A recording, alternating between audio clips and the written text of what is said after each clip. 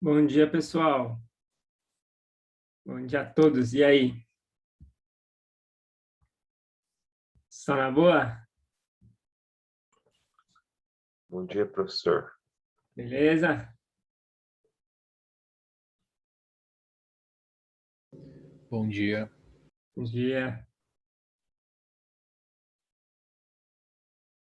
Como é que vocês estão? Tudo certo? Bom, pessoal, ontem na monitoria, da 1 da tarde, não foi ninguém, hein? Se continuar sem ir ninguém por muito tempo, eu vou cancelar. A gente vai ficar só com a de quinta, viu? Se o horário não tiver bom, né? Terça uma, vocês falam, a gente vai mudando, mas ontem eu fiquei lá sozinho. Oi? Desculpa, quem tá falando aí? Deixa de quinta-noite, hein? Ela é boa. À noite eu acho que eu percebi que realmente tem mais procura. Mas se vocês quiserem deixar só de quinta-noite, a gente deixa também. Vamos ver aí. Professor, a monitoria não era de quarta e quinta? É que na última aula a gente mudou. Porque parece que de quarta bate com o curso de cálculo, alguma coisa assim. Aí eu até coloquei lá no site que mudamos para terça. Terça a gente tem aula o dia todo, pelo menos o pessoal da Geofísica. Não, eu tô ligado, por isso que eu coloquei da uma às duas, porque acho que aí da umas duas não tem, né? Acho que tem de vetores, se eu não me engano. Da umas duas? Não, da meio-dia uma, desculpa. Isso, Bom, pessoal, mas tudo bem, sem problemas, a gente vai se ajustando aí. Vamos começar? Vocês têm alguma coisa que vocês gostariam de discutir sobre o que a gente viu na última aula, etc?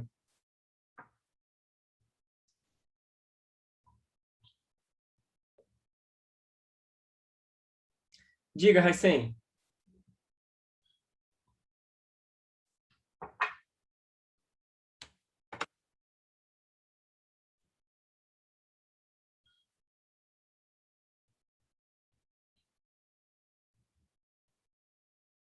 Boa, como é que a gente faz a equivalência entre os referenciais? O que você pode fazer, você pode descrever...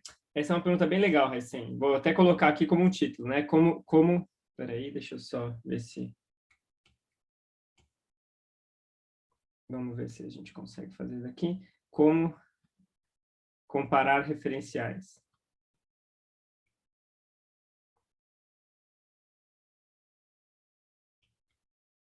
Legal, ótima pergunta. Então, como é que a gente faz? Suponha que eu tenho um referencial aqui, né? Z, Y, X, né? E eu estou descrevendo uma partícula, a partícula aqui vai ter um vetor posição R de T, né? Aí, outra pessoa foi lá e usou outro referencial. Então, vai ter um outro referencial aqui, chamar isso aqui de X', Y' e Z', né? E, então, de acordo com a pessoa que está usando esse outro referencial, o vetor posição agora vai ser dado por isso daqui, né? Eu vou chamar isso aqui de R' de T. Né? E como é que a gente compara os dois? A gente compara os dois, a gente tem que saber quem que é esse vetor aqui, ó. Esse vetor eu vou chamar ele de R0 aqui, né? R0. Ele não depende do tempo. Esse vetor ele não depende do tempo, ele é só um vetor que liga um referencial no outro, né? É o vetor que liga a origem aqui, O, nessa origem O'.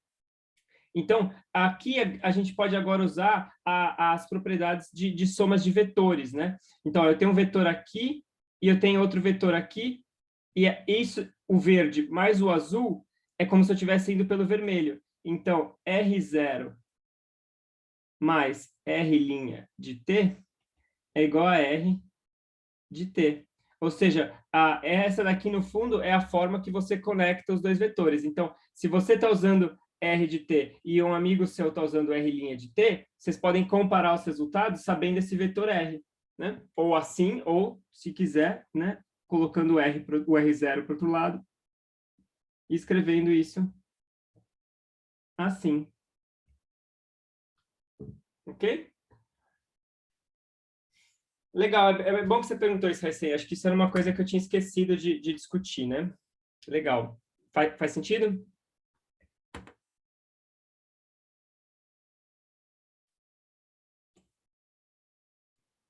Boa. Então, se não tiver mais nenhuma pergunta, se tiver, pode fazer à vontade, mas a gente vai terminar na aula de hoje de falar do lançamento de projéteis.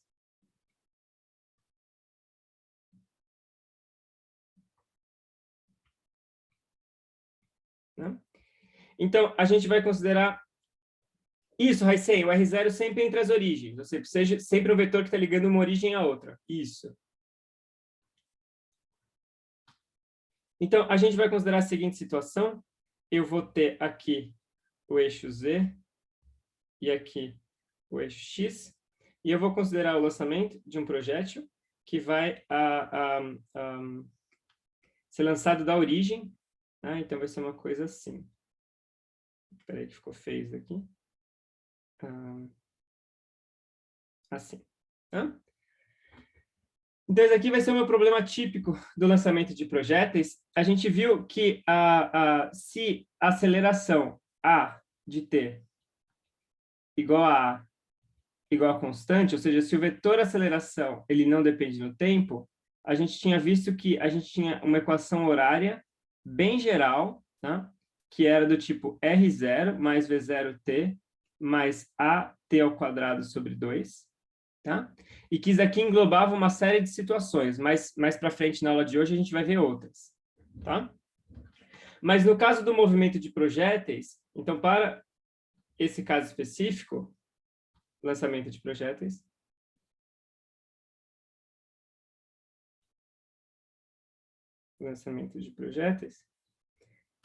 no fundo, isso essa equação horária vetorial se reduzia a duas equações mais simples. Eu tinha um movimento que era uniforme,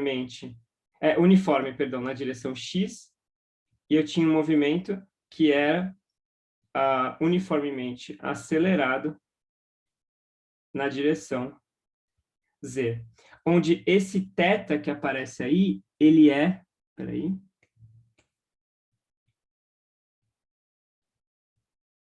ele está relacionado com esse vetor V0 aqui, né? Ou seja, eu escrevo o vetor V0 como sendo o módulo V0 cosseno θ na direção I, mais V0 seno θ na direção J. Ok? Então, o que a gente fez no finalzinho da última aula foi essencialmente partir dessa equação geral, ajustar, né, as escolhas de referenciais, etc., e ajustar as escolhas de condições iniciais, R0, V0, e escrever o lançamento de projéteis dessa forma. Tudo bem? Tranquilo até aqui? Alguma dúvida sobre isso?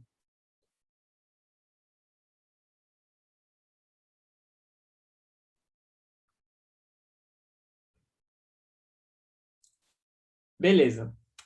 Então, lembra o que eu tinha falado na última aula, acho que é 2 aulas atrás, talvez, de que os problemas a gente tem que primeiro começar escrevendo as equações horárias. Então, o primeiro passo coloca um referencial e escreve qual que é a equação horária. Uma vez que eu tenho isso daqui, toda a minha informação sobre a dinâmica está aqui. Ou seja, essas duas expressões, elas condensam tudo, absolutamente tudo que a gente precisa saber sobre o movimento da partícula. Agora, o que nos resta é, no fundo, fazer perguntas, né? Então, o que nos resta agora é fazer algumas perguntas. E como eu tinha mencionado, a ideia é que a gente tem que converter essas perguntas em expressões matemáticas, né? Então, o que a gente tinha que fazer é converter perguntas em expressões matemáticas. Então, vamos treinar um pouco com isso daí. Por exemplo, vamos perguntar qual que é, deixa eu ver por onde a gente vai começar, o tempo para o projétil tocar o solo. Tempo até o projétil tocar o solo. Então, isso aqui é uma pergunta, né? Agora, a gente tem que expressar isso matematicamente. Então, como é que a gente formula a questão? O que significa, né, o projétil tocar o solo? Em termos das minhas equações horárias, das minhas expressões x de t e z de t, o que significa tocar o solo? Alguma sugestão?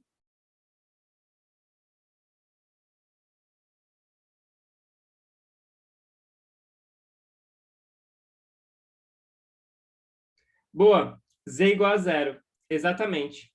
Então, o que eu quero é o tempo TF de tempo final, tal que Z de TF igual a 0. Né? Então, você vê, eu converti a minha a pergunta em palavras numa expressão matemática. E agora, então, a gente pode fazer a conta. Eu tenho V0, né? Usando essa fórmula aqui. V0 seno de θ TF menos G TF ao quadrado sobre 2 tem que ser igual a 0. O que eu posso fazer? Eu posso colocar um TF em evidência, e aí eu fico com V0 seno θ, talvez colocar um colchete, menos G TF sobre 2 igual a 0. Né? Então, daqui eu tenho duas soluções. Eu tenho uma solução que é TF igual a 0. É claro que isso aqui assim, tem que ser assim, né? Não tem muito por que não ser. Eu estou fazendo uma pergunta que é qual que é o tempo para a partícula tocar o solo. Mas a partícula ela é lançada do solo. Né? Ela é lançada daqui. Então, nada mais natural, né? Que se o tempo for 0, ela vai tocar o solo. Mas, no fundo, não é essa a solução que a gente quer, né? Essa solução não é a solução que a gente está interessado. A solução que a gente está interessado é TF igual a 2V0 seno θ sobre G. Né? Então, essa daqui é o tempo que demora para a partícula tocar o solo. Beleza? Perguntas?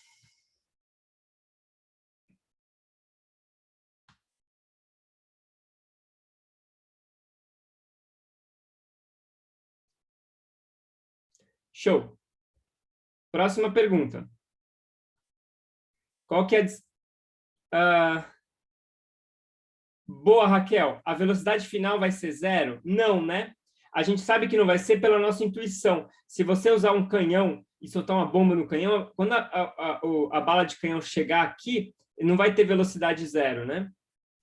Senão, se não tivesse velocidade 0, ela não ia te machucar. Né? Então, ou seja, ela vai chegar aqui com uma velocidade diferente de 0. A velocidade vai ser 0 num outro ponto, Raquel, que vai ser aqui, ó. A gente vai falar mais sobre isso. Nesse ponto aqui, a velocidade vertical vai ser 0. A gente pode, inclusive, Raquel, falando nessa pergunta, a gente pode derivar aqui, ó, e encontrar as velocidades. A gente tem o x, a gente tem o z, a gente pode encontrar Vx de t e Vi e Vz de t, derivando essas expressões. A derivada da função t é 1, né? Então, isso aqui é simplesmente V0 cosseno θ. E a derivada dessa função aqui dá 1 e aqui dá 2t. Então, isso daqui vai dar V0 seno θ menos gt. Então, você vê que a velocidade, na verdade, em x nunca é 0. Né? Ou seja, a partícula anda aqui em movimento uniforme, então a velocidade é constante ao longo dessa direção. Mas ao longo da direção vertical, a velocidade ela vai ser no começo positiva, porque está subindo, e depois, quando ela começar a descer, a velocidade vai ser negativa. Ou seja, o vetor velocidade vai estar aqui, nesse ponto, ele vai estar apontando só para cá. E nesse ponto aqui, ele vai estar apontando só para cá. Tudo bem? Boa. Então, vou fazer mais uma pergunta aqui. Próxima pergunta. Qual que é a distância total percorrida?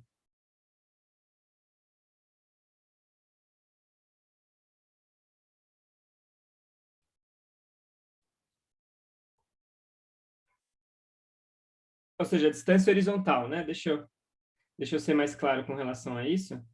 A distância horizontal percorrida. Como é que eu transformo isso numa expressão matemática?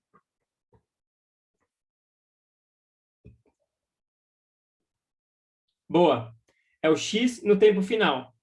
Então, é a coordenada x, né? Avaliada em TF. Então, eu olho aqui para a minha fórmula por x, essa daqui. Então, fica V0 cosseno de θ vezes o tempo final, que é 2V0 seno de θ sobre G. Tá? Ou seja, dá 2v0 seno ao quadrado, seno θ, cosseno θ, sobre g. Se eu quiser, eu posso simplificar um pouquinho essa fórmula, e eu posso usar a identidade trigonométrica,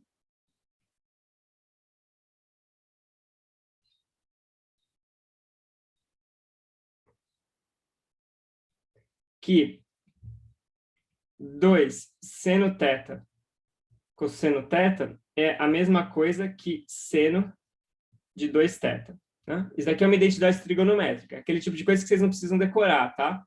Mas está na Wikipedia. Então, tem esse tipo de fórmula para simplificar. Portanto, a gente vai concluir que o x final, né, vai ser v0 ao quadrado seno de 2θ sobre g. Isso daqui é a distância percorrida horizontalmente. Beleza?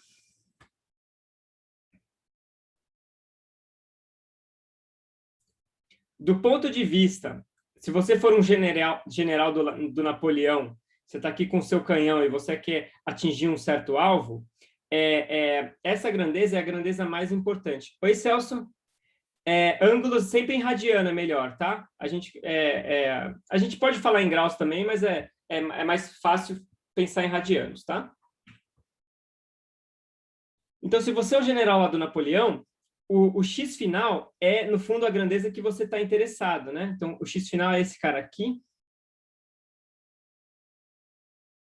Porque a ideia é que você, como um general fiel lá, né, o que você quer fazer é ajustar o ângulo θ do seu canhão para atingir esse alvo aqui. Né?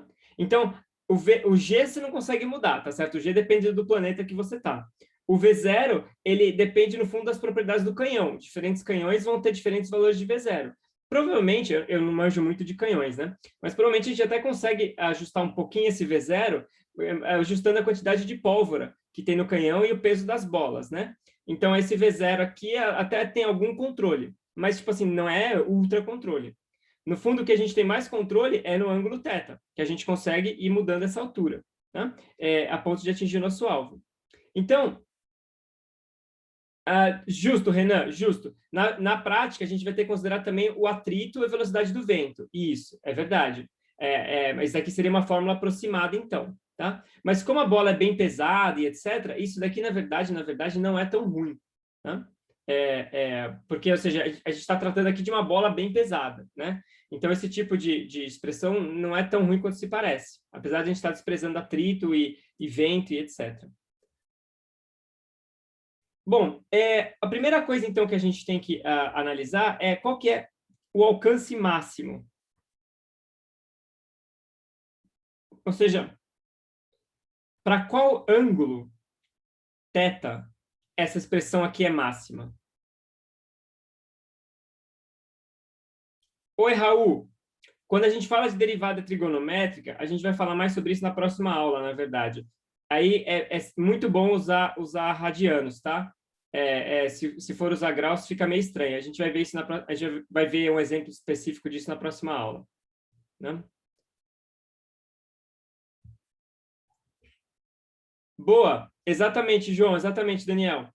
Isso daqui vai ser máximo quando θ for igual a π sobre 4, ou seja, 45 graus.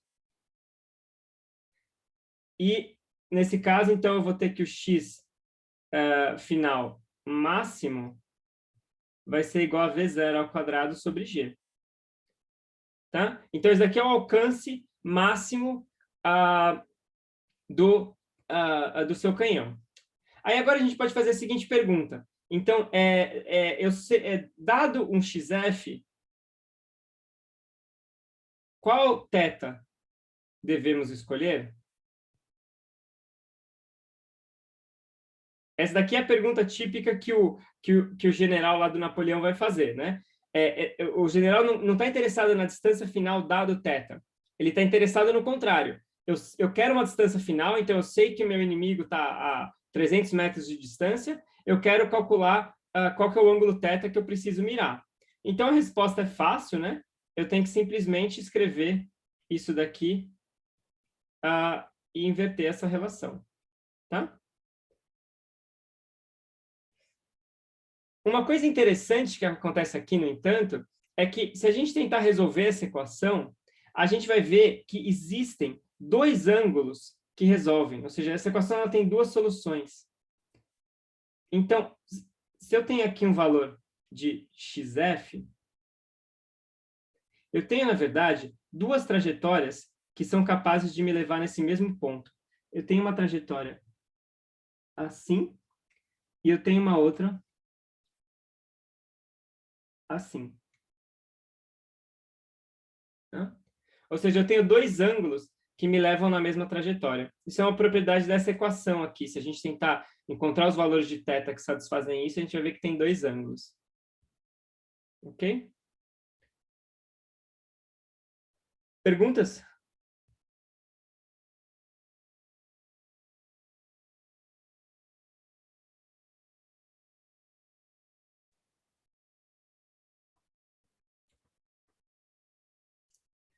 Por que que existem duas soluções?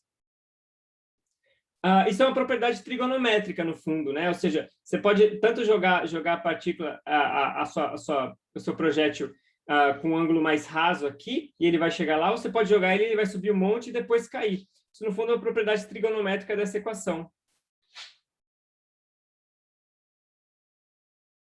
Uhum. Boa, Raul. Isso é uma pergunta interessante. Qual trajetória vai levar mais dano, né? O que que você acha, Raul?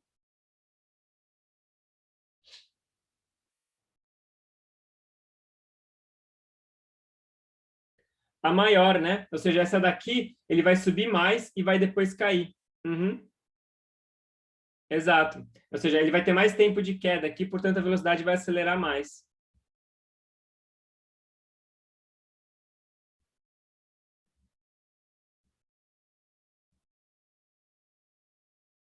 Isso, João. Essa é outra forma de pensar. A soma dos ângulos tem que dar 90 graus.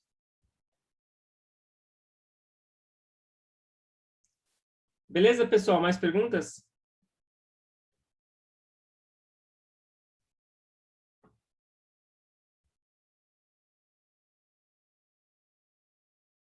Boa. Vamos falar agora sobre a altura máxima. Então, 3. Altura máxima. Então, como é que a gente... O que significa altura máxima? Como é que a gente formula a questão da altura máxima como uma expressão matemática?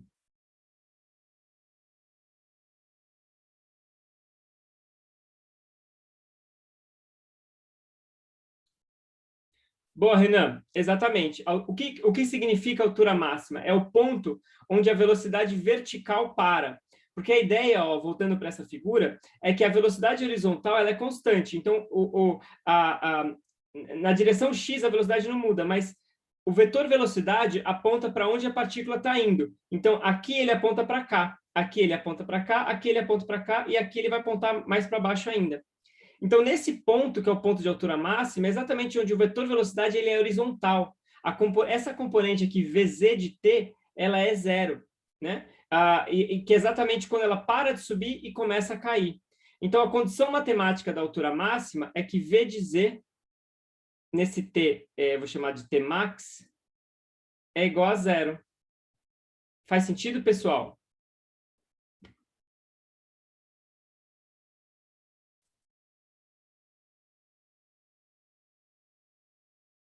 E quem que é V de z? É dado por essa fórmula aqui, ó. V0 seno θ menos gt. Então, a gente coloca aqui que V0 seno θ menos g t max vai ser igual a zero. Ou seja, a gente obtém que esse t max ele é igual a V0 seno θ sobre g. Ok? Vocês veem que isso é uma propriedade do movimento lançamento de projéteis, que esse Tmax ele calha de ser exatamente metade do tempo final, né? Então, ó, se eu voltar aqui no tempo final, tá vendo? É exatamente o dobro desse cara aqui. Tá? Isso é uma propriedade aí do lançamento de projetos. Não precisava ser assim. O ponto de altura máxima não precisava ser exatamente metade.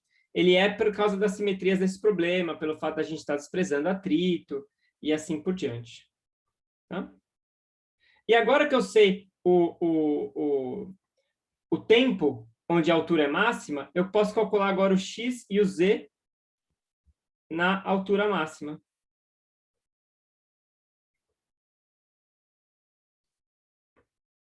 Então, o x de Tmax vai ser igual a V0 cosseno θ vezes Tmax, ou seja, vai ser V0 ao quadrado, seno θ cosseno θ sobre G, que é o x final sobre 2. Então, ou seja, a altura máxima, ela acontece exatamente... aqui é o x... Opa. X max. Né? Exatamente na metade do caminho.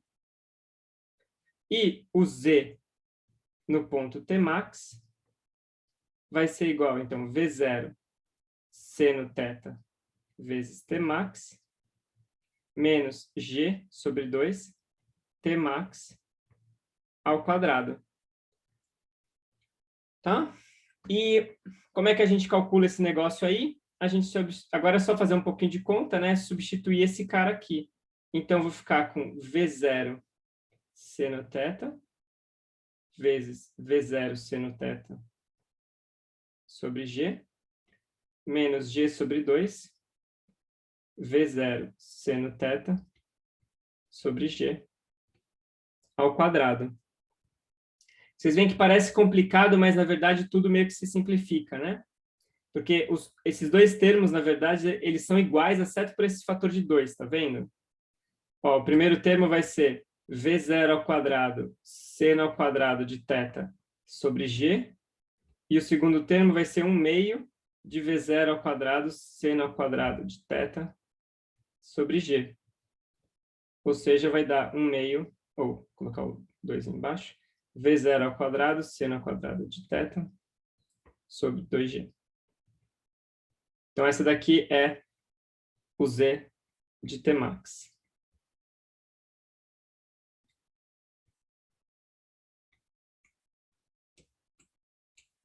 Beleza? Para que ângulo θ que a altura é máxima? Boa, Vitor. Eleva, mas ele cancela com esse cara aqui, ó. Tinha um G em cima, tá vendo? Aí tinha um G ao quadrado aqui embaixo e cancelou. Aí por isso que ficou só um G embaixo.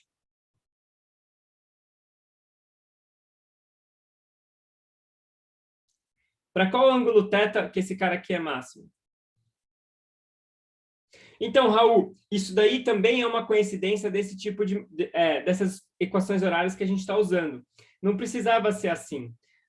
Ou seja, a altura máxima não precisava correr exatamente na metade do percurso. Ela podia correr em outro ponto. É que para esse tipo de equação horária, como a gente está desprezando atrito e etc., acaba acontecendo isso. Boa, pessoal, exatamente. Isso daqui ele é máximo quando o ângulo é de 90 graus.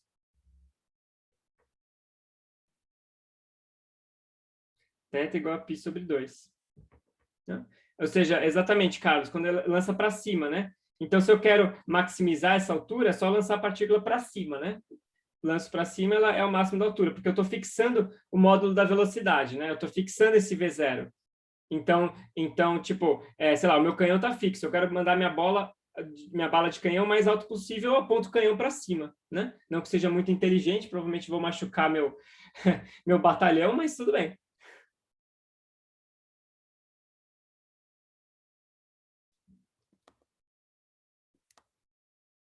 Ok, pessoal, perguntas?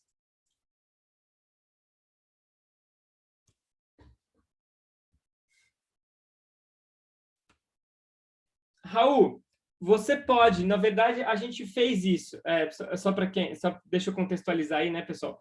O Raul está perguntando, existe uma relação entre derivadas e máximos, né? vocês vão ver isso no curso de cálculo.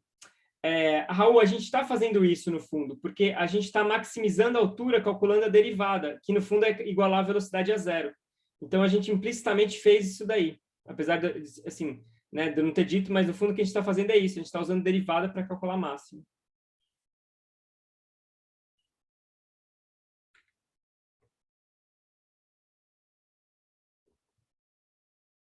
Mais perguntas, pessoal?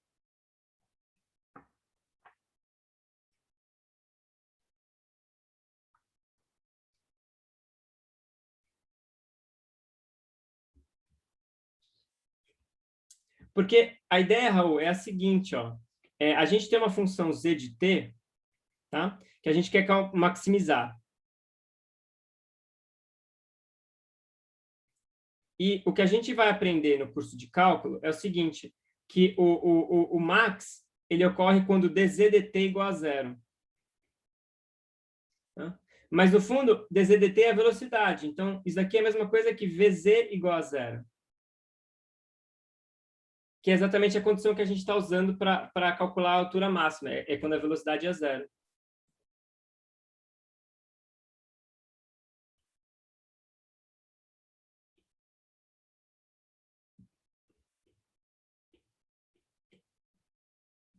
Mais perguntas, pessoal?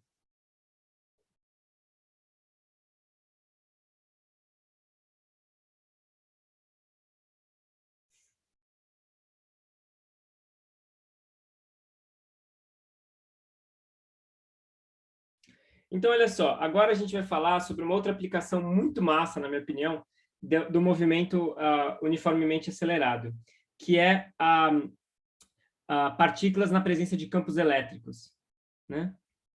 Movimento de partículas carregadas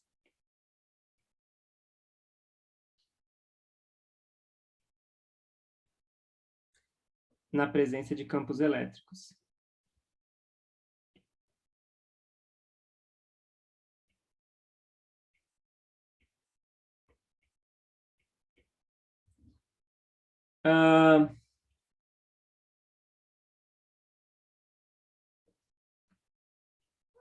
O que você quer dizer com derivadas, Leonardo?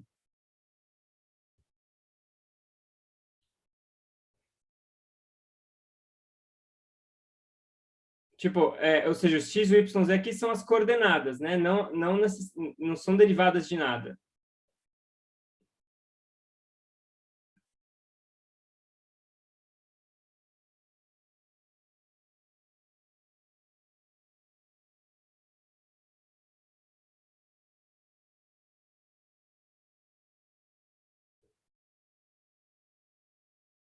Ah, entendi. De onde que a gente tirou isso, né? Ou seja, de onde que vem isso daí? Isso, essa é uma ótima pergunta, Leonardo. Então, isso daí, na verdade, muitas vezes, é a parte mais difícil do problema, né? Isso é o que a gente chama de integrar as equações do movimento. Foi o que a gente viu na última aula usando aquela noção de integrais, né? Onde a gente partia de uma fórmula da aceleração e chegava numa expressão para o x, y e z. Quando a aceleração é constante, a gente fez esse cálculo e chegamos nisso daqui. Mas, para outras expressões para aceleração, pode ser bem mais difícil, tá? Então, essa etapa de calcular o x, y, z, muitas vezes, ela é a parte mais difícil do problema, tá? Então, não é uma coisa que assim tem que saber de onde vem ou essa expressão tem que vir de algum lugar. A gente vai aprender, a gente está aprendendo, né, ao longo desse curso de como calcular esses caras aqui, tá? É que aqui a gente fez essa conta e só aplicamos o resultado. Mas para outros problemas, a gente vai ter que sentar e fazer esse cálculo né, toda vez. Beleza? Show! Então, olha só, pessoal. Vocês vão aprender tudo sobre campos elétricos no curso de Física 3, tá? Lá em Física 3, vocês vão aprender sobre a física da eletricidade, etc. A gente não precisa de nada disso aqui, então a gente não tem que se preocupar. A única coisa que a gente vai precisar daqui é de um resultado, que é como é que é o movimento de partículas carregadas em uma situação específica. Essa situação que a gente vai considerar é o que a gente chama de um capacitor de placas paralelas. Esse aqui, no fundo, é o único resultado que a gente vai precisar. Isso aqui vai ser muito útil. Vocês vão ver que tem muitas aplicações. A gente vai discutir nessa aula. Então, eu vou antecipar esse resultado. Tá? Eu vou importar um resultado lá de Física 3. Né? E a gente não precisa saber de onde que ele vem, como é que ele é derivado. Vocês vão ver isso em Física 3. A gente só precisa saber o resultado final. A ideia é mais ou menos a seguinte. Eu vou considerar um sistema que são duas placas muito finas e paralelas, assim, ó. Então, eu tenho duas placas, tá? Placas finas, metálicas.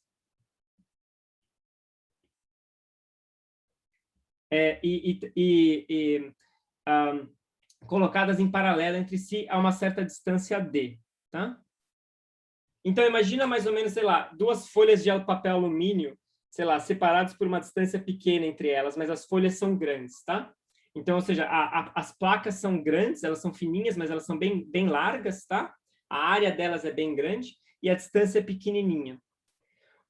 Esse tipo de configuração, ele aparece muito em eletricidade, que a ideia é que você agora vem aqui e você coloca cargas elétricas nas placas. Então, você coloca, por exemplo, cargas positivas numa delas e cargas negativas na outra, né?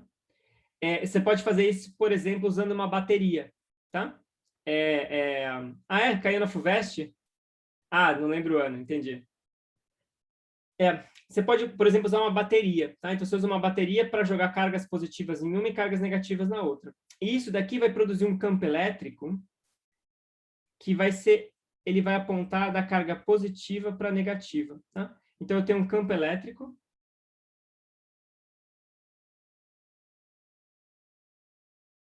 E, tá? E, no fundo, o que a gente vai precisar para o nosso problema é só qual é a expressão para esse campo elétrico. Só isso, tá? Isso que eu não vou falar para vocês. Como é que deriva a expressão para esse campo elétrico, tá? O resultado é bastante curioso, né? O campo elétrico, eu vou colocar aqui, né? Campo elétrico. Deixa eu colocar aqui. Em primeiro lugar, o campo elétrico, ele é diferente de zero. Desculpa, ele é zero fora das placas.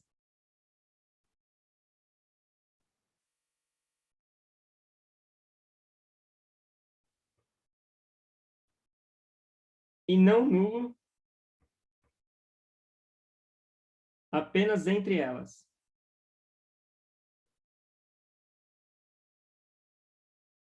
Então, ó, aqui é zero, aqui não tem campo elétrico, aqui não tem campo elétrico, aqui não tem campo elétrico, aqui não tem campo elétrico. Nessa região entre as placas, ele é diferente de zero. Então, tem um campo elétrico aqui dentro, né? Mas qualquer ponto fora não tem campo elétrico.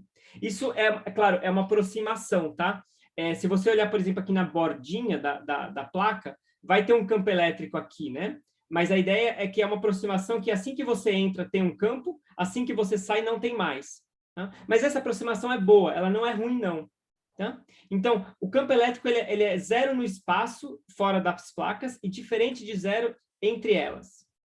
A direção do campo elétrico é perpendicular às placas.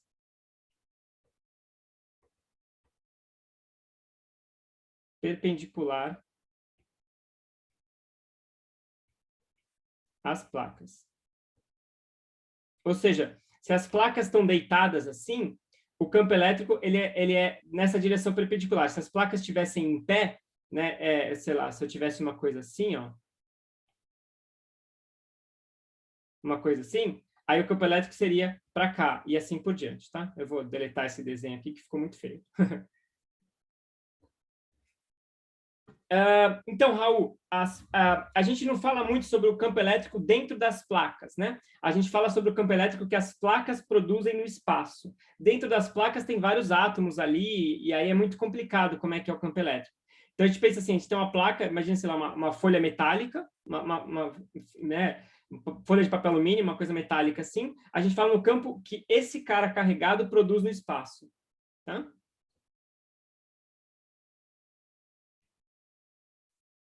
A outra coisa é o sentido. O sentido, ele é das cargas positivas para as negativas.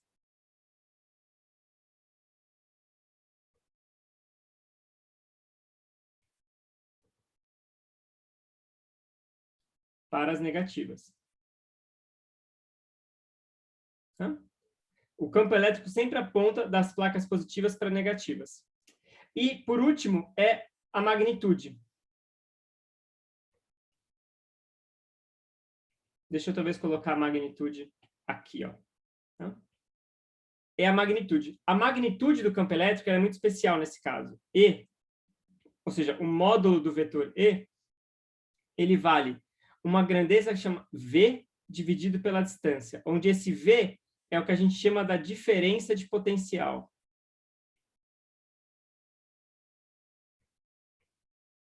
Ou também chamado de DDP, entre as placas. Então, se vocês lembrarem um pouco lá da parte de eletricidade do ensino médio, a ideia é que esse V, ele dá uma medida de quão carregadas estão as placas, né? Ou seja, a quantidade de carga que tem nas placas. Isso é o que a gente chama de uma diferença de potencial. Isso aqui é fácil de ajustar. Você vai lá na sua bateria e você fala assim, vou colocar aqui uma DDP de não sei quantos volts. A unidade desse V é o volt. Tá? Então, você fala assim, vou pegar minha placa aqui e carregar ela com 7 volts, com 12 volts, e assim por diante. Isso daí é super fácil de ajustar esse V. Então, a magnitude do campo elétrico é proporcional à diferença de potencial e inversamente proporcional à distância. Significa que se essas placas estão muito próximas, se esse D é pequenininho, o campo elétrico aqui dentro é muito forte. Tudo bem, pessoal? É só isso que a gente vai precisar lá do curso de Física 3.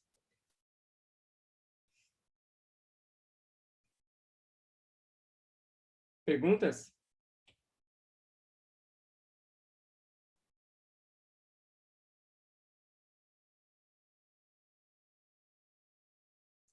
Tá. E aí, onde é que entra agora a dinâmica disso daí, né? Ou seja, onde é que entra a mecânica nisso? A mecânica, ela entra no que vai acontecer quando a gente colocar uma partícula carregada entre essas placas.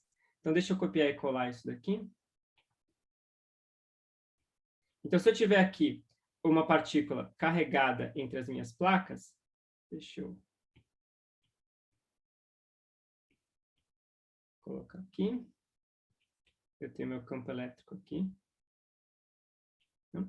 Se eu colocar aqui uma partícula carregada com uma certa carga Q, tá? Essa partícula vai sofrer uma aceleração. Então, uma partícula carregada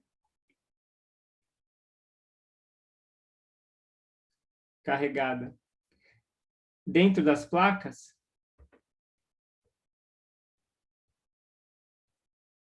sofre uma aceleração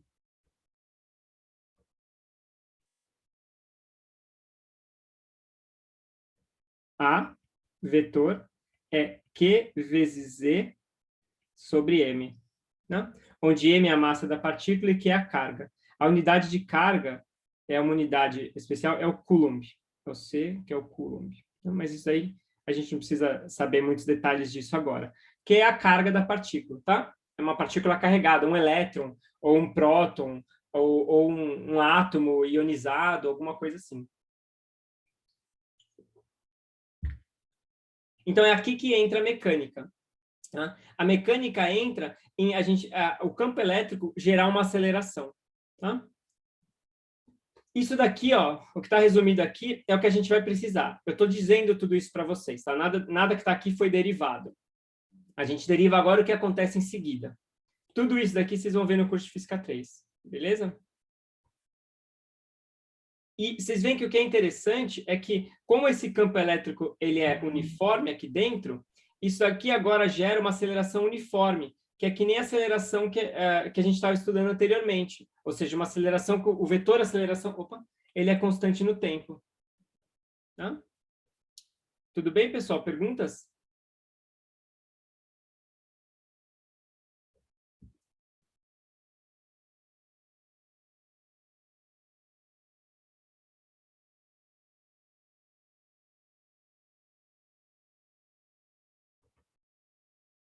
Show. Vocês vão ficar abismados com a quantidade de aplicações que esse tipo de configuração tem. Isso aqui é muito usado em física, é muito usado em engenharia, é muito usado em várias ciências.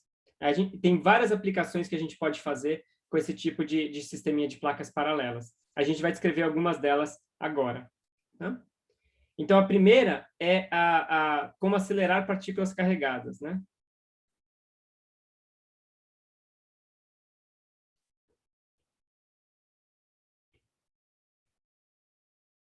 Isso aqui é talvez uma das principais aplicações desse sistema de placas paralelas.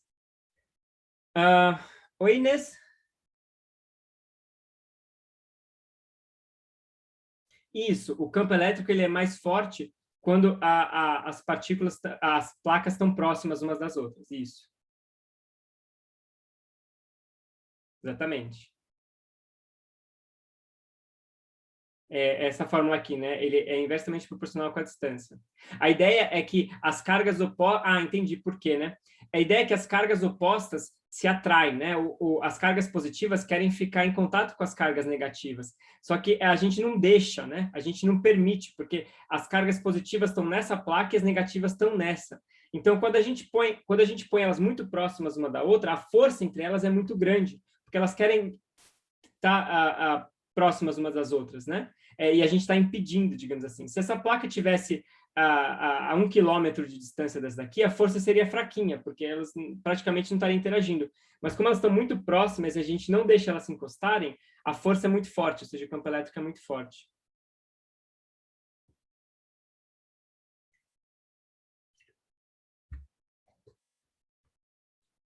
Beleza? Ok, pessoal. Então, como é que a gente usa esse tipo de configuração para acelerar partículas? Isso aqui é o jeito padrão de acelerar partículas em qualquer acelerador de partículas por aí e em várias outras coisas que vocês nem imaginam. A ideia é mais ou menos a seguinte. A gente tem duas placas. Eu vou colocar elas aqui, ó. Assim. Eu tenho duas placas aqui, tá? E a ideia é que eu vou fazer um furinho nelas aqui agora. Então, deixa eu ver se eu consigo desenhar isso um pouco melhor aqui.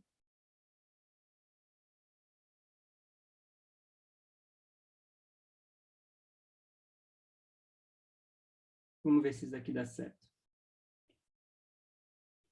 Acho que não vai dar certo, não. Deixa eu desistir disso daqui. Eu tenho minhas placas aqui.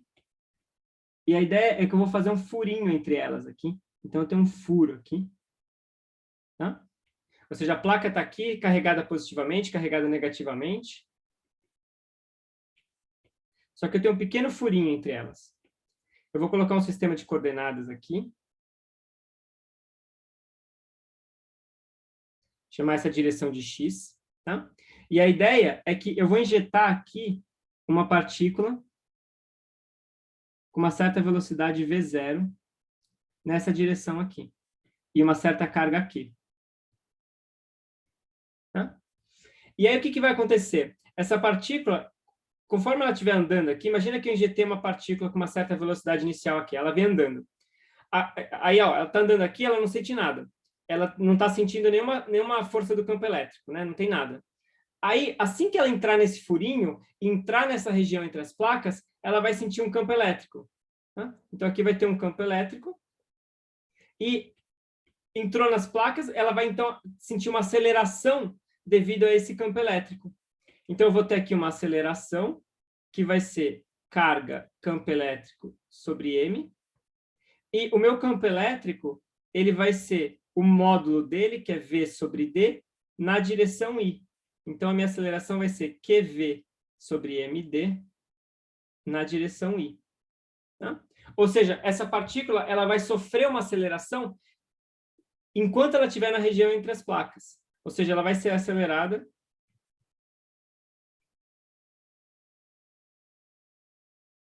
enquanto estiver entre as placas.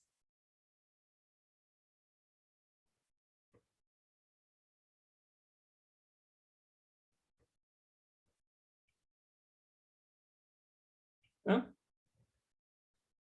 Tudo bem, pessoal? Faz sentido? Aí, uma vez que ela saiu daqui, não tem mais nada, né? Saiu daqui, ela está livre. Mas nessa pequena região, ela tem um boost, assim, né? Ou seja, ela entra aqui, ela dá uma acelerada aqui. Aí depois ela sai e continua e vai embora. Isso daqui é muito massa, porque isso daqui é muito usado. Qualquer experimento de aceleradores de partícula, etc., esse é o tipo de coisa que a gente usa para acelerar as partículas. A gente acelera elas passando por uma região que tem um campo elétrico, ou seja, uma diferença de potencial. Então, o movimento aqui, a gente está desprezando a gravidade, tá? Então, vamos desprezar a gravidade.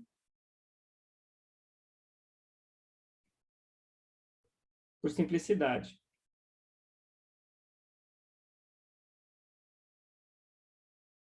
Isso, boa, João e Vitor, eu vou falar sobre isso, a gente já vai ver. Mas então, só antes disso, eu vou dizer que a gente vai desprezar a gravidade, tá? Porque a ideia é que se a sua partícula é, sei lá, um próton ou um elétron, o efeito da queda devido à gravidade é muito pequeno, tá? Então, a gente pode supor que o movimento aqui só tem a ação desse campo elétrico, tá? E aí, então, vamos responder essa pergunta aí, do João e do Victor, né? Ou seja, como é que depende do sinal das cargas? Então, a gente vai ver que o movimento agora é na direção x. Tá? Então, eu vou ter x de t é igual a uma certa posição x0 mais a velocidade inicial v0t mais a t ao quadrado sobre 2, onde a é dado por isso daqui, né? QV sobre md. Tá? Então, eu tenho esse movimento aqui que ele é acelerado ao longo dessa direção. E qual que é a direção da aceleração, né? Então, vocês veem que a aceleração aqui, ela depende desse produto Q com V. Então, a direção da aceleração, desculpa, o sentido de A depende do produto QV. Tá? Q é a carga da partícula e V é a diferença de potencial. Eu acho que eu esqueci de falar isso, mas se eu quero inverter a polaridade dessas minhas placas, basta eu inverter o V. Então, aqui eu tenho cargas positivas em cima e negativas embaixo. Se esse V ele tem um sinal trocado, ou seja, se eu aplico uma diferença de potencial de menos 10 volts, eu vou ter as negativas em cima e as positivas embaixo. Eu troco isso daí. Então, vocês veem que o sentido da aceleração vai depender do produto tanto da polaridade quanto da carga, porque ambos podem ser positivos ou negativos. Qual que é o jeito fácil de lembrar isso daí? O jeito fácil é pensar que opostos se atraem. Então, por exemplo, vamos pensar nessa configuração aqui, né? Ou seja, vamos imaginar que eu tenho aqui uma carga mais aqui, uma menos aqui. Dependendo do sinal dessa carga aqui, essa configuração pode tanto acelerar a partícula quanto desacelerar. Como é que eu sei o que vai acontecer? É fácil, é só pensar assim, se essa carga for positiva, ela vai querer ficar perto das positivas e longe das negativas ou vice-versa? Então, o que vocês acham? Por exemplo, vamos supor, só para ser concreto aqui, que essa carga é positiva, que é positivo. Vocês acham que essa configuração que eu desenhei vai acelerar ou vai frear?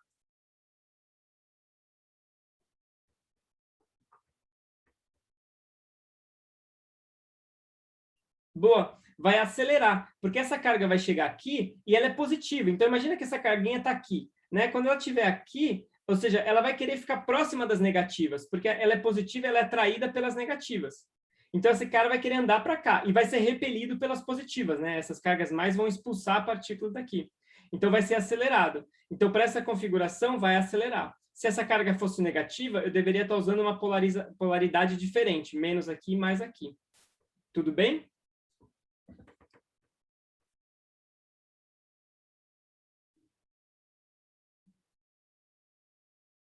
Tá claro, pessoal?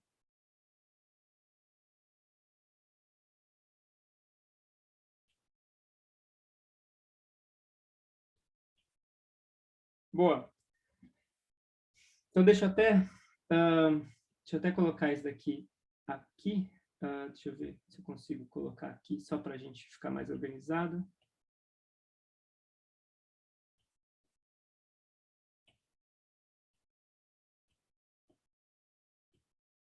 Aqui. Boa. Então, agora, a pergunta relevante que eu quero fazer é a seguinte. Qual que é a velocidade quando ela sai das placas? Ou seja, qual que é VF, velocidade, quando a partícula sai das placas?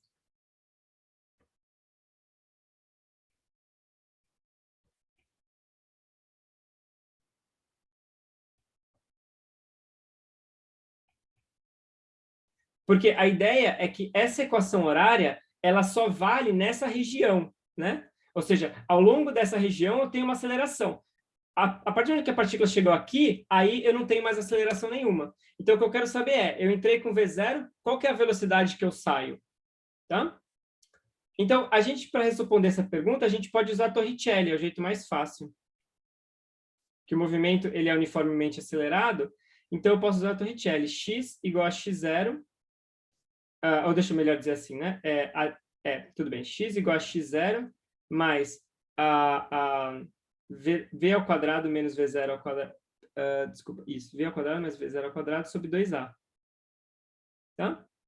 Então, se eu colocar agora x menos x0 igual a distância d, né? Ou seja, essa distância aqui, que é a distância entre as placas, eu vou obter que isso daqui vai ser a velocidade final ao quadrado menos a velocidade inicial ao quadrado sobre 2a.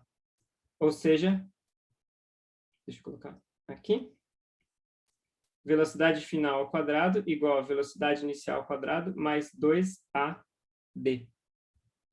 Então, isso daqui dá como é que a velocidade final é em função da velocidade inicial. E substituindo agora a minha fórmula para o a, aqui, eu fico com v0 ao quadrado mais 2d vezes qv sobre md. Vocês veem que não depende da distância, massa isso, né? Ou seja, eu vou ficar com v0 ao quadrado mais 2qv sobre m. Então, isso aqui é a velocidade final ao quadrado. Ok? Tá claro, pessoal? Se não tiver, por favor, perguntem. Isso daqui é muito massa, é lindo, assim, é super utilizado em física, engenharia, em várias ciências. A gente acelera aplicando uma diferença de potencial, passando a partícula por um campo elétrico. Esse é o jeito padrão de acelerar partículas.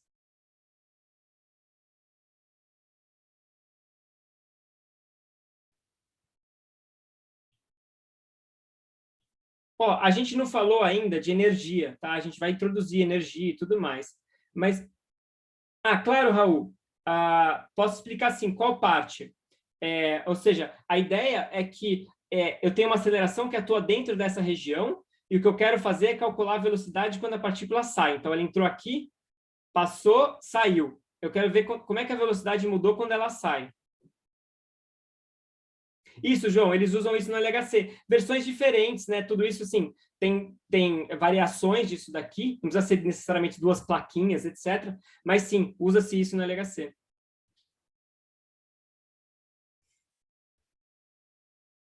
Tá, para calcular a velocidade de saída, tá, o que a gente poderia fazer, Raul, o jeito, digamos assim, mais direto, seria calcular o tempo, né? Ou seja, eu uso essa expressão para calcular o tempo na saída.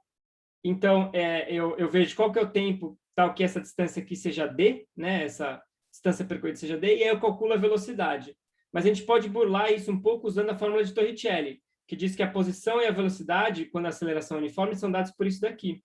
E aí eu quero que essa diferença aqui, x0 até x, seja igual a d. Então, eu coloco x menos x0 igual a d.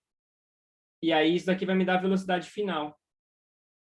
Era mais ou menos aqui a dúvida, Raul?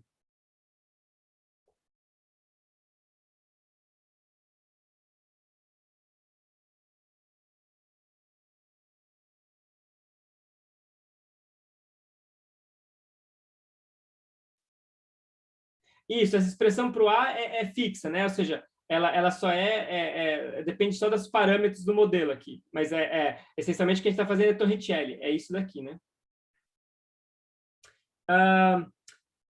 Gabriel, não é tão intuitivo não depender da distância, é verdade, mas é porque depende, no fundo, da diferença de potencial, né? Ou seja, o resultado fica dependendo só da diferença de potencial. A distância acaba cancelando porque o campo elétrico ele depende da distância, mas o tempo que a partícula fica aqui dentro também depende da distância, né? Então, tipo, o tempo da trajetória aqui acaba dependendo da distância e isso acaba cancelando com o campo elétrico. É por isso que tem esse cancelamento. Eu concordo com você, não é tão intuitivo assim.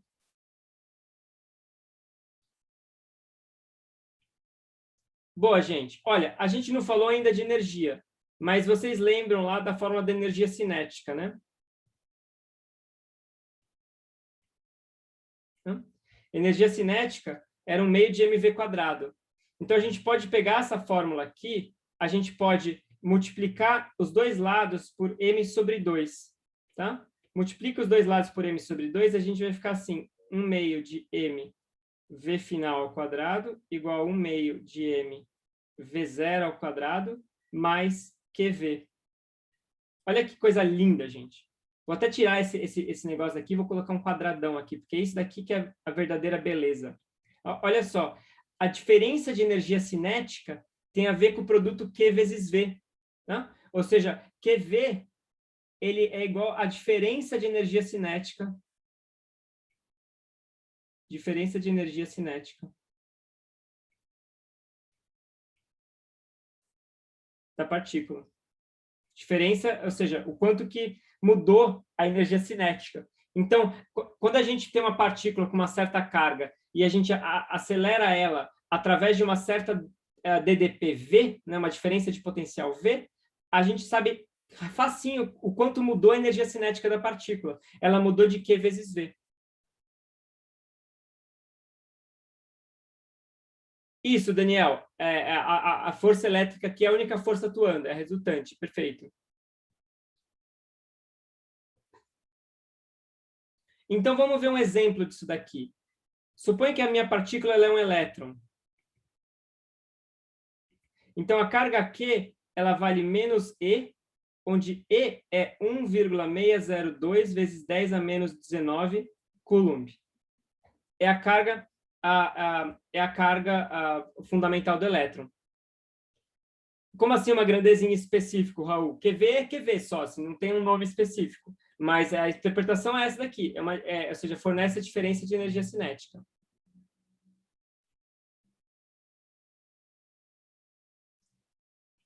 Então, se eu agora colocar o V igual a 1 volt, tá? Então, eu tenho aqui a minha diferença de energia cinética, ΔE, vai ser igual a 1,602 vezes, eu vou colocar em módulo aqui, né, só para ter o sinal ficar certo, 1,602 vezes 10 a menos 19 Joule, tá? Isso daqui é o que a gente chama de um eletronvolt. Então, vocês veem, a gente tinha introduzido o eletronvolt lá na primeira aula. Agora, aqui, a gente tem uma visão claríssima do que diabos é o eletronvolt. O eletronvolt é a energia que o elétron ganha quando acelerado de 1 volt. Tá? Ou seja, é essa diferença de energia cinética que o elétron ganha quando ele é acelerado de 1 volt. Por isso que ele é tão útil, o eletronvolt como unidade. Porque a gente pega uma partícula e a gente fala assim, não, eu quero dar um pouco de energia para essa partícula. Então, eu quero dar, sei lá, 50 eV para esse elétron. Beleza, então eu pego esse elétron e passo por uma DDP de 50 volts. Se eu passei de 50 volts, ele ganhou 50 eletronvolts de energia. Tá? Então, o eletronvolt é uma medida muito natural de energia, porque ele fornece a energia que um elétron ganha quando é acelerado de 1 volt. Tá? Ou seja, o eletronvolt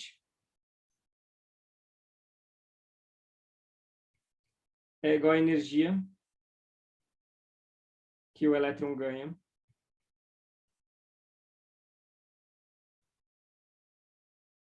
quando acelerado de 1 volt.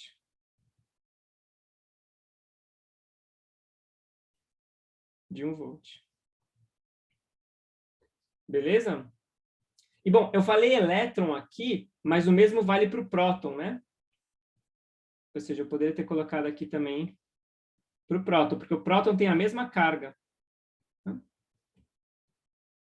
Então, se você for lá no LHC, massa, né, Sônia? Uhum. Se você for lá no LHC, você vai falar que lá no LHC eles aceleram prótons em, por exemplo, 7 TeV. Então, sei lá, no LHC, você tem prótons a 7 TeV, por exemplo. Acho que agora aumentou. Talvez esteja ainda até mais. O que significa se acelerar um próton a 7 TeV? Ou seja, TeV é 7 vezes 10 elevado a 12 elétron-volt. Significa que os prótons lá estão sendo acelerados a uma diferença de potencial de 10 elevado a 12 volts. Né? Então, Victor, se fosse um próton, aí é que tá. Aí tem que tomar cuidado com a questão da polaridade, né? Você viu que aqui eu meio que até coloquei em módulo, porque isso daí depende se é 1 volt ou menos 1 volt. Claro que você não está interessado em desacelerar o elétron, né? Desacelerar não parece ser tão útil. Você pode, claro, talvez tenha aplicações que usem isso, mas aqui a gente está pensando em acelerar, então você tem que escolher o seu sinal da voltagem de forma inteligente, de tal forma que QV seja positivo, né? Se QV é positivo, você aumenta a energia cinética. Se QV é negativo, você diminui. Muito massa, né, Thiago? Muito massa, né, Sônia? É assim que a gente acelera partículas. Tá? Claro que quando você vai chegando em 10 elevado a 12 eletronvolts, é um pouco mais complicado como é que você mantém essa partícula acelerada e tudo mais, né? Mas no fundo, no final das contas, são variações desse tipo de problema. Por que é útil acelerar um elétron, Raul? Então, você tem várias aplicações em física, quando você quer acelerar partículas, elétrons, prótons, etc. Tem uma série de instrumentos de medida que usam elétrons acelerados. Tem, por exemplo, um negócio que a gente chama de microscopia eletrônica, que usa elétrons para fazer imagens, que vai acelerar elétrons. Você tem todo esse tipo de aplicações em física que aceleram elétrons. E você tem também aplicações práticas. Eu vou falar mais para frente das TVs, aquelas TVs de tubo antigas, sabe? Aquelas que são bem fundas. Essas TVs antigas, elas também aceleram elétrons. A gente vai falar sobre isso logo, logo. Celso, é bastante, né? O TeV é bastante, não é pouco, não.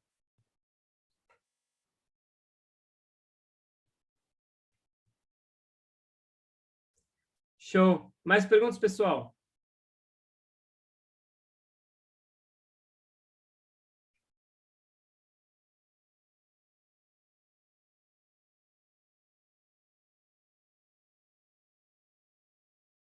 É muita coisa.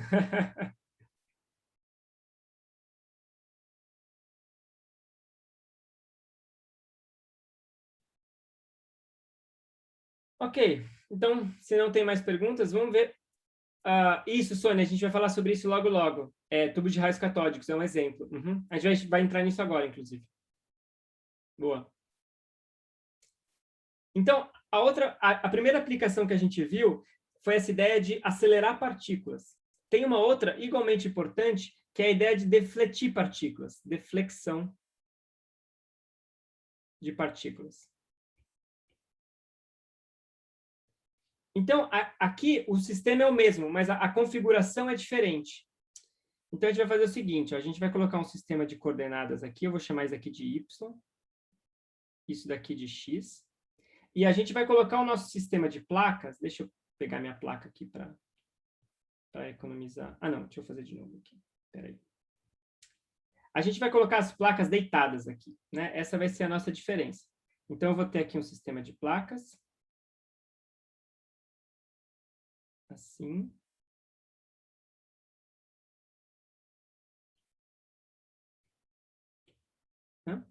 Vai estar aqui. Aqui, positivo, por exemplo. E aqui, negativo.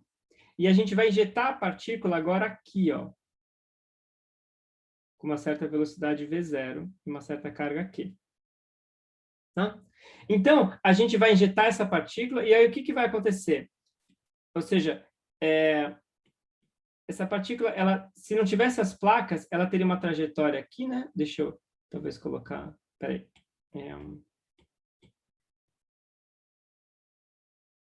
Ela teria uma trajetória mais ou menos assim, né? Tá?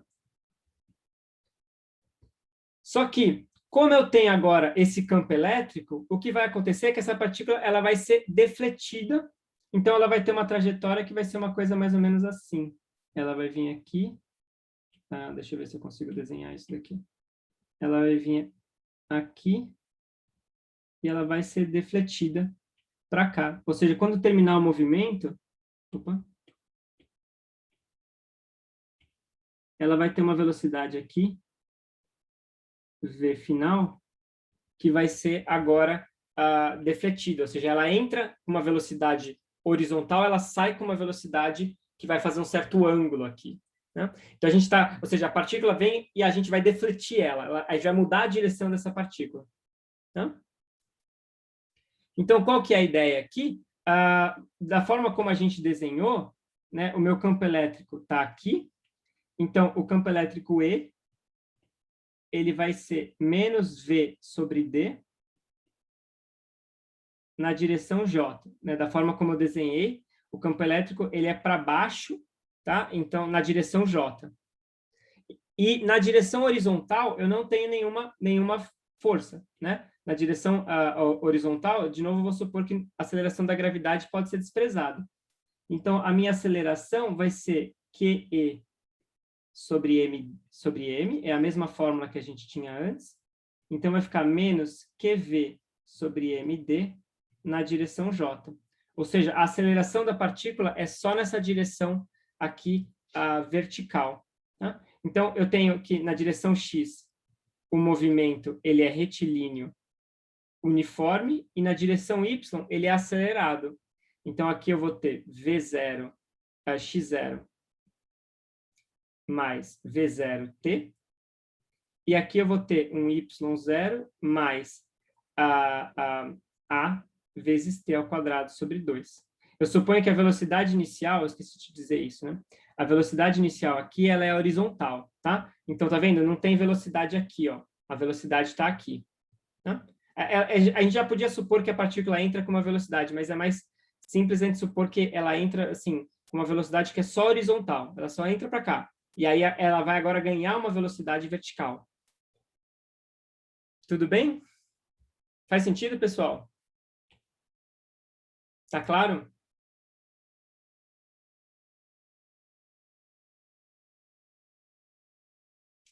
Beleza. E, de novo, é o mesmo jogo.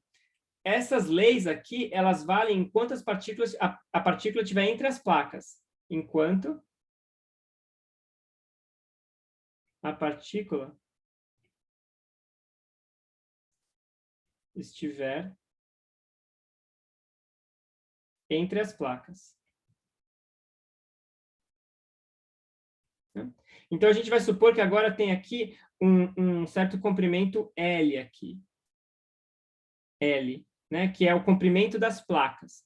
Então, imagina uma fita, sei lá, tipo um papel alumínio, uma coisa bem fininha assim, tem uma distância aqui D, mas para nós o que vai importar agora é o comprimento dessas placas, L. Né?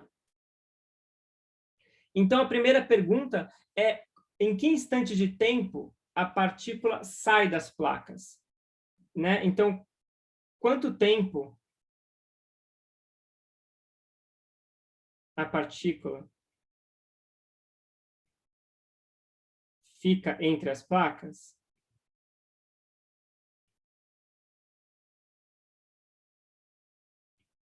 Tá? Isso daqui é agora que a gente tem que converter isso daqui numa expressão matemática. Oi, Celso.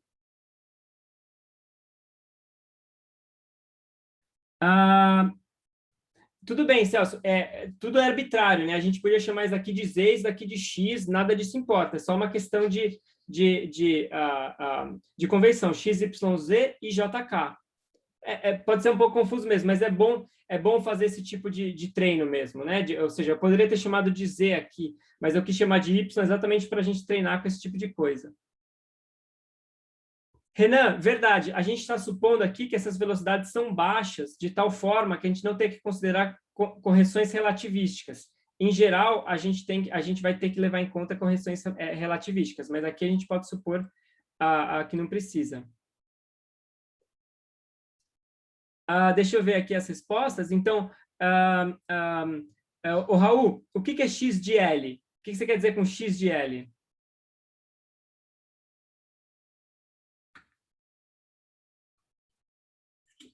Né? Porque L é posição o espírito está certo, mas né, o x é posição e L é posição.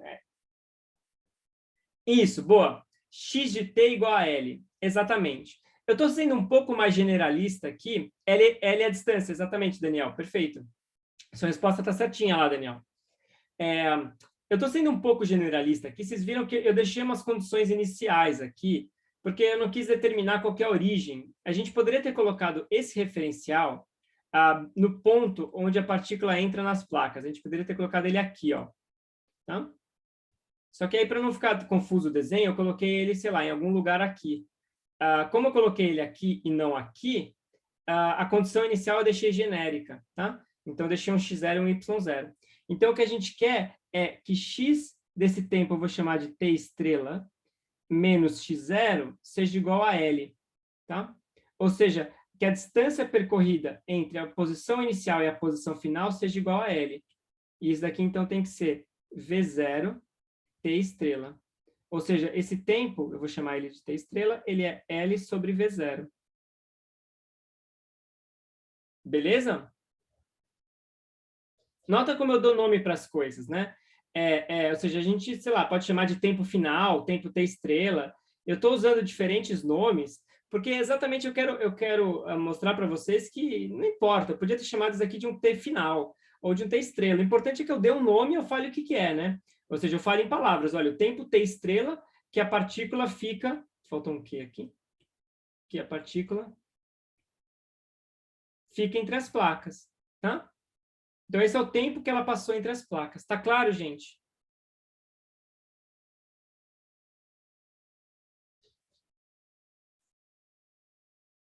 Boa. Agora, qual que é a distância percorrida? A distância vertical percorrida?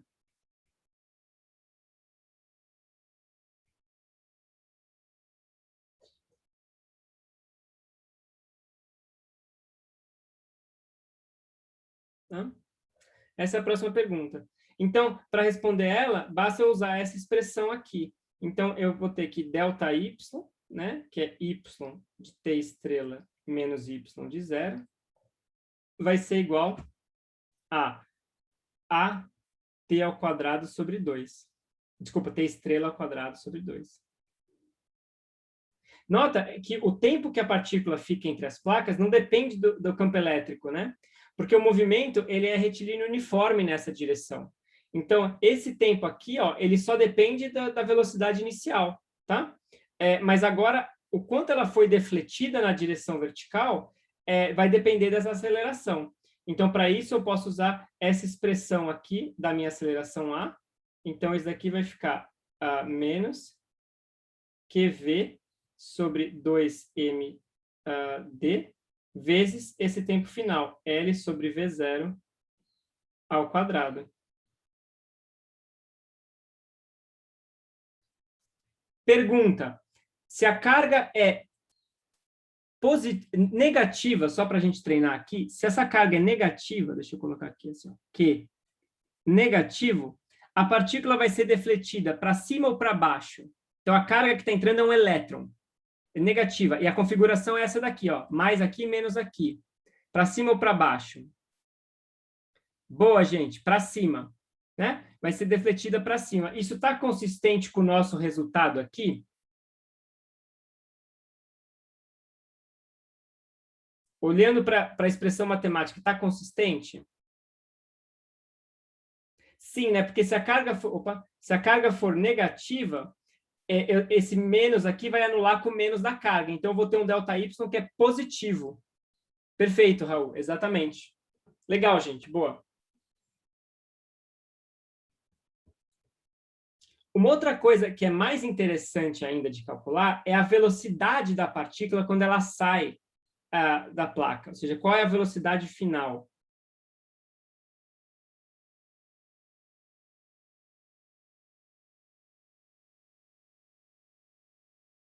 Então, em primeiro lugar, qual vai ser a velocidade, a componente x do vetor velocidade? Né? Ou seja, na direção horizontal, qual que vai ser a componente final do vetor velocidade?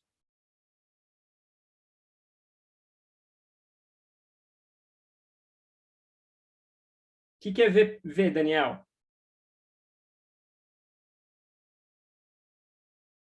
Boa.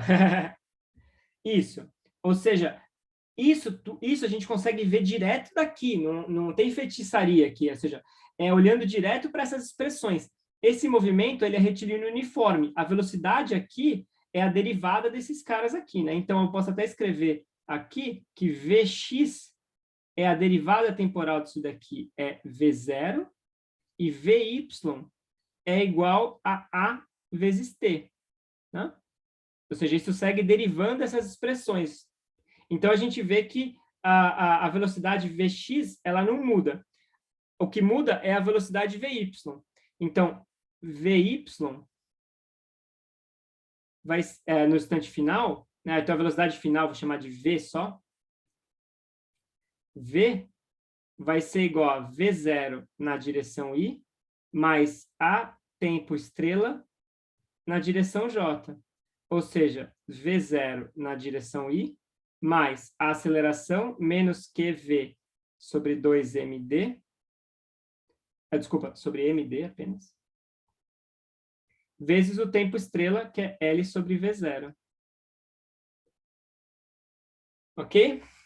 Então, o vetor velocidade final, ele vai ser V0 e menos QVL, opa, que faltou um J, desculpa, sobre MD V0 na direção J. Tá? Então, esse resultado aqui, ele é massa, ele fornece uma fórmula para a gente concreta de qual vai ser o vetor velocidade quando a partícula sai dessa região entre as placas. Ou seja, a gente conseguiu defletir a partícula. Essa é a ideia de defletir, né? Quando você quer defletir, você quer mudar o ângulo do vetor velocidade. Então, o vetor velocidade estava indo numa direção, agora você mudou o vetor velocidade para outra direção. Tá? Agora ele passa a ter uma componente não só na direção X, mas também na direção Y. Ou seja, ele estava vindo para cá, mas agora ele vai inclinado aqui numa certa direção.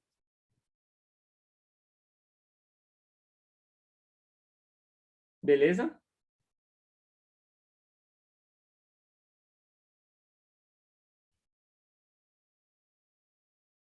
Podemos calcular o ângulo de deflexão, sim, Renan. Podemos calcular esse ângulo, né? Ou seja, o ângulo é essencialmente o ângulo entre essas velocidades aqui.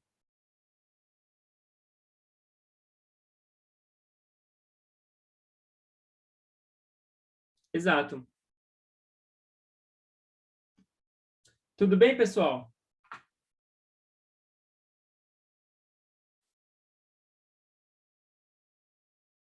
Não, aqui, Caio, não precisa no sentido que, deixa eu ser mais preciso, né? O que eu estou chamando de V0 é também o módulo desse vetor. Então, eu estou escrevendo isso daqui assim, ó. Tá? Ou seja, o V0 flechinha é o vetor V0. Mas V0 também é a magnitude desse cara, tá? Então, como aqui eu estou falando só da magnitude dele na direção I, o vetor é o I aqui, né? O I chapéu que está me dizendo quem que é o vetor. Por isso que eu não ponho mais nenhuma flechinha. Então, isso daqui é a componente X, isso daqui é a componente Y.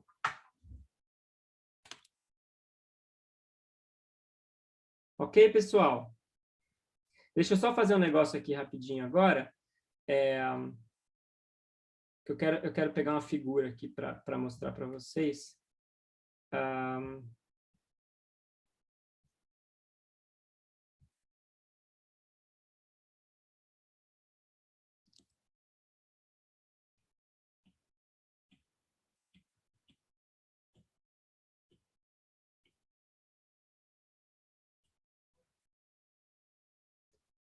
Espera aí.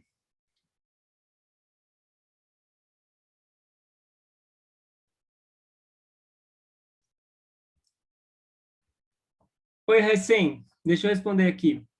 Como é que é? Então, essa é uma boa pergunta, Recém. Realmente, eu não olhei para isso. Ou seja, se essa diferença de potencial for muito grande, corre o risco da partícula colidir com uma das placas. É verdade. A gente está supondo que isso não acontece, tá? Ou seja, a gente está supondo que essa deflexão vertical aqui, ela é menor que a distância entre as placas. Então, vou até escrever isso daqui aqui. Ou seja, a gente está supondo, estamos supondo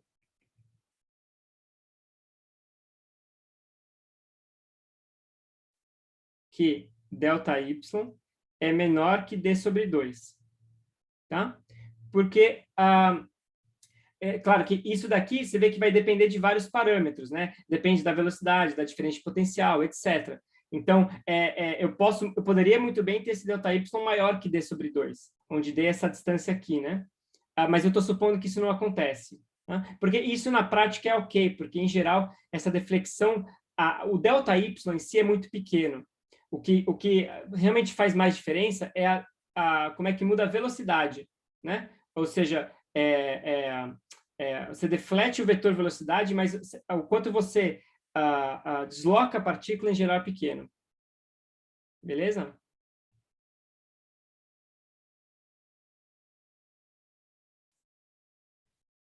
Show, pessoal.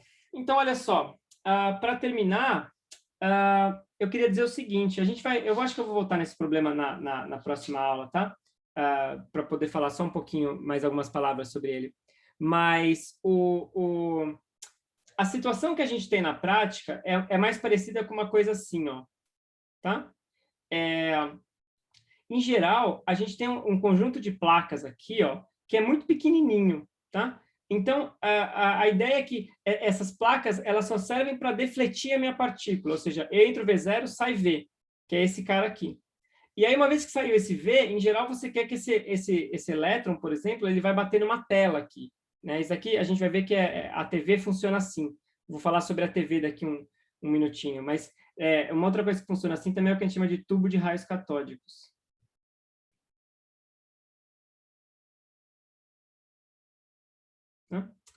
Então, em geral, apesar da gente ter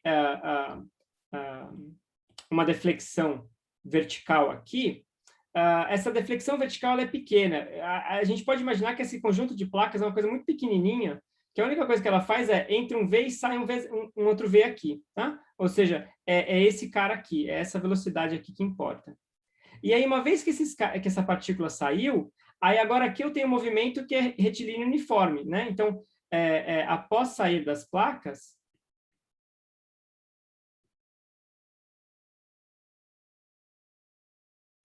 eu tenho agora um movimento retilíneo uniforme. Né? Então, a minha distância x vai ser x0 mais vxt, e a minha distância y vai ser um y0 mais vyt. Eu estou usando aqui, inclusive, x e y maiúsculo, só para dizer que eu estou me referindo a esse movimento depois que a gente saiu das placas, tá? Ou seja, eu estou meio que quebrando o movimento em duas partes. Primeiro, eu considerei esse movimento interno entre as placas, e agora, uma vez que saiu aqui, eu tenho esse vetor V, eu vou considerar um outro movimento, que é o movimento depois que sai das placas. Aí, só para tentar não confundir muito, eu estou usando letras maiúsculas aqui, tá? E esse Vx e esse Vy são dados por esses elementos aqui, ok? Ou seja, Vx é isso daqui, então deixa eu colocar Vx igual a V0, Vy igual a esse cara aqui, menos QV L sobre MdV0.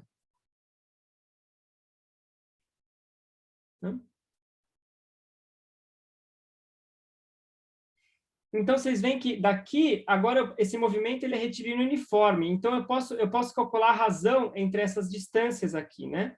Ou seja, eu posso calcular y menos y0 dividido por x menos x0. Né? Isso aqui vai ser, essencialmente, o ângulo entre os vetores, Vy sobre Vx. Fica, né, Raul? Concordo. Então, isso daqui vai ser menos QVL sobre MdV0 ao quadrado. Tá? Isso aqui, ou seja, é ΔY sobre ΔX. Tá? Então, a razão entre essa distância aqui, deixa eu chamar isso aqui de ΔY, isso aqui de ΔX, a razão entre essas distâncias aqui vai ser nada mais do que essa razão aqui. Ou seja, você vê que isso daqui depende da diferença de potencial V, depende do comprimento entre as placas, carga, da velocidade inicial e assim por diante. Tá? Tudo bem, pessoal? Tá claro?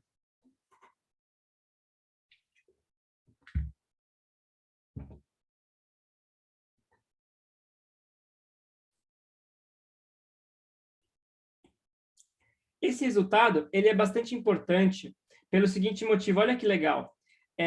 O que acontece se eu isolar aqui? Isso, Celso, exatamente a tangente. É a tangente do ângulo, desse ângulo do vetor velocidade aqui, desse ângulo θ aqui. Perfeito. O que acontece, olha só, se eu isolar Q sobre M? Então, se eu isolando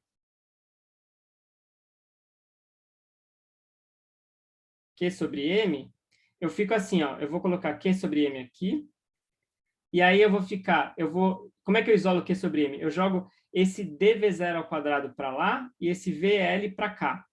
Então, fica ΔY sobre ΔX, dv0 ao quadrado sobre VL. Tá? Isso daqui foi usado em 1897 pelo J.J. Thomson para determinar a razão entre... Opa, e o menos, perdão, tem um menos aqui. Para determinar a razão entre a carga e a massa do elétron. Ou seja, a razão Q sobre M do elétron. Isso aqui foi muito louco, porque as pessoas na época não sabiam o que era o elétron. Ou seja, as pessoas não sabiam que tinha uma partícula, né, que era, de fato, o elétron que constituía a matéria, A tabela periódica, desculpa, a mecânica quântica ainda não era conhecida nessa época. Então, a estrutura atômica ainda não era conhecida. Mas as pessoas sabiam que você conseguia ter umas partículas carregadas e essas partículas elas eram defletidas por esse tipo de sistema. É isso que a gente chama de tubos de raios catódicos.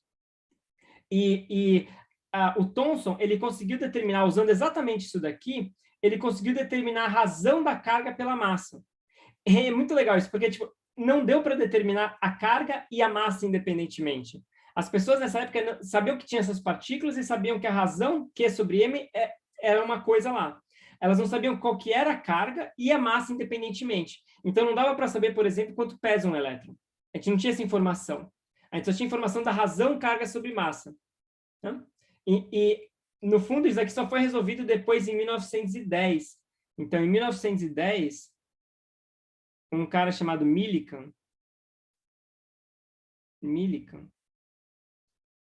ele determinou o quê? Então, ele usou um outro método para determinar a carga de fato do elétron. Aí, uma vez que você sabe a carga, você usa isso daqui para inferir a massa. Então, aí conseguiu-se saber qual que era a massa do elétron e a carga do elétron. Isso foi só em 1910. Mas em 1897, o Thomson já conseguiu, usando exatamente isso aqui que a gente está fazendo, sacar a razão carga por massa. Opa. Espera aí. Ups. Tudo bem, pessoal? Perguntas?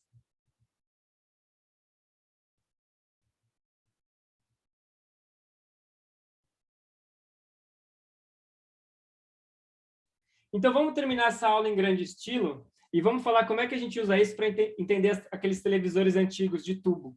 Tá? Isso aqui é a base do funcionamento das TVs. Qual que é a ideia? Olha só, a gente viu aqui que esse conjunto de placas, ele consegue defletir um elétron verticalmente aqui, né? E você vê que a deflexão, ou seja, o ângulo que elas fazem, depende da diferença de potencial.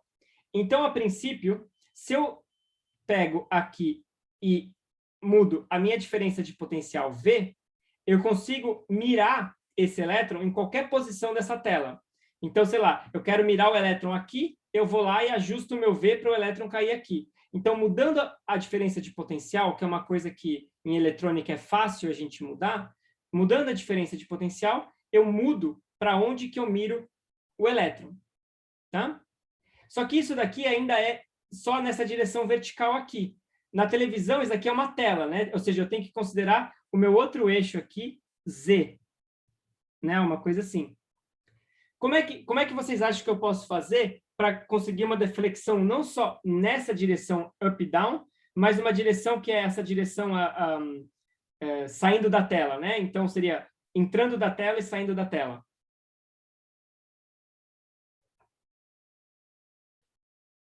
Isso, exatamente. Eu posso ter 2 conjuntos de placas. Eu não vou tentar desenhar isso daqui, porque eu acho que vai ficar feio. Mas imagina que, além dessas placas que está em cima e embaixo, eu tenho um outro conjunto de placas que está nessa direção que sai da tela, né? Ou seja, para cima da tela e para dentro da tela. Aí essas placas vão agora defletir nessa outro conjunto de direções. Então, eu vou ter 2 diferenças de potencial. Eu vou ter um VY e um VZ. Né? Então, deixa eu até escrever isso aqui. Com 2 conjuntos de placas.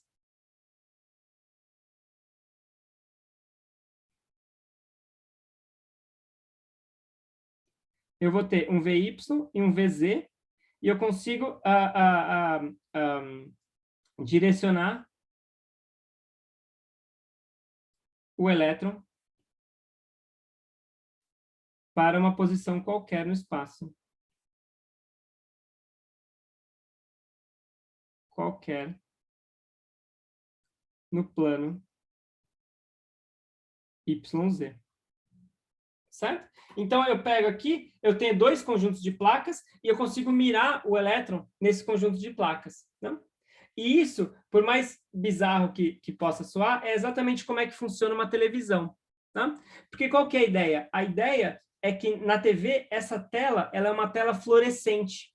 Então, quando eu irradio a tela com elétrons, vai brilhar. Né? Então, em cada direção aqui, eu posso pegar e irradiar com elétrons de diferentes formas, e isso daqui vai brilhar um pouquinho, e eu posso usar isso para construir uma imagem.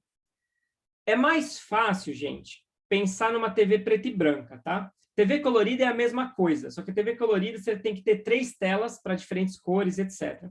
Eu prefiro pensar numa TV preta e branca. Então, a ideia é que eu vou direcionando esses elétrons aqui com as minhas diferentes de potencial para construir a minha imagem. Eu tenho um vídeo disso daqui, deixa eu tentar abrir aqui para vocês, que eu acho que ilustra mais ou menos como é que funciona isso daí.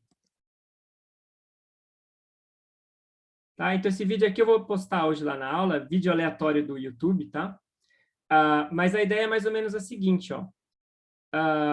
Eu vou ter o meu tubo aqui de raios catódicos e, essencialmente, aqui eu vou ter um conjunto de placas, tá? Que vão começar a emitir elétrons nessa tela aqui. Então, isso aqui é o que você está vendo, né? Isso daqui é a vista lateral e isso daqui é a vista frontal. Então, bom, vamos ver se esse negócio começa aí em algum momento. Acho que deve... isso, exatamente. Então, eu vou pegando e vou irradiando, tá vendo? Eu vou mudando a diferença de potencial e vou irradiando em diferentes pontos da minha tela. Tá? E com isso eu vou formando uma imagem.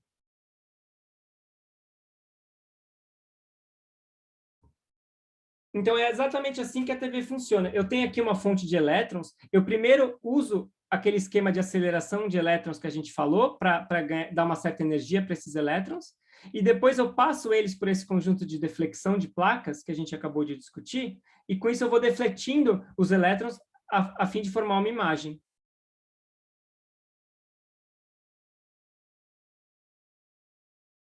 Ok? E tem uma última sacada aqui, né? Tem um último detalhe com relação a isso, que é o seguinte: como é que agora eu consigo ver um vídeo, né? Ou seja, como é que isso vira um vídeo? Alguém tem alguma sugestão?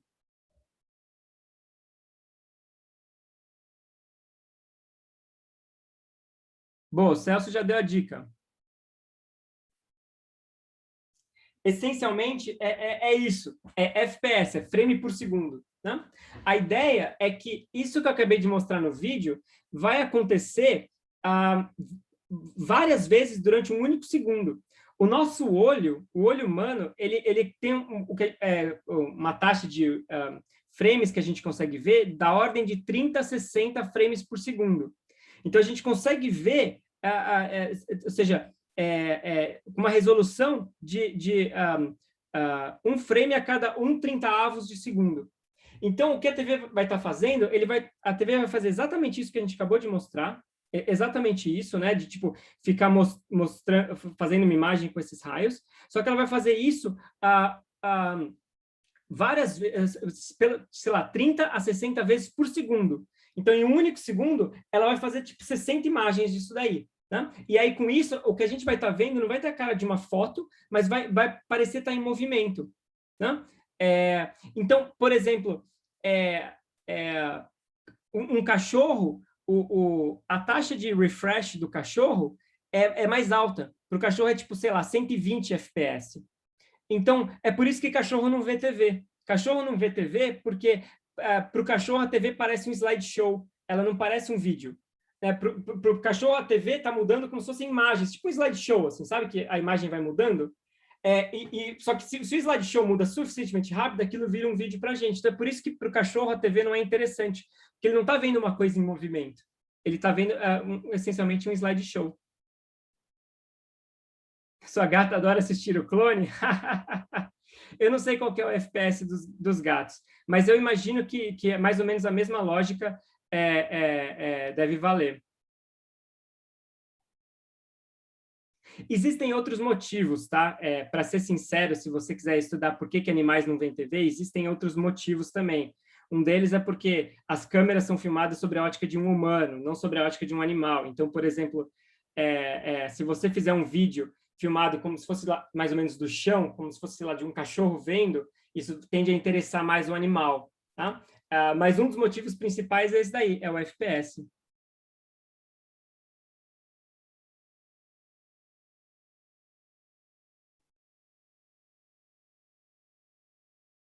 Beleza, pessoal? Então é isso aí. Terminamos por hoje. Olha só, vocês começaram falando de lançamento de projéteis e a gente terminou discutindo por que cachorros não veem TV. Valeu, gente. Então, obrigado. Sexta-feira a gente continua. Boa, Thiago.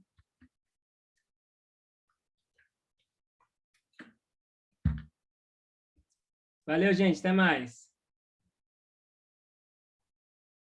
Até sexta. Valeu. Tchau, professora. Obrigada pela aula. Tchau, Melissa. Obrigado a você. Tchau, tchau. Até sexta. Tchau, tchau. Tchau, gente.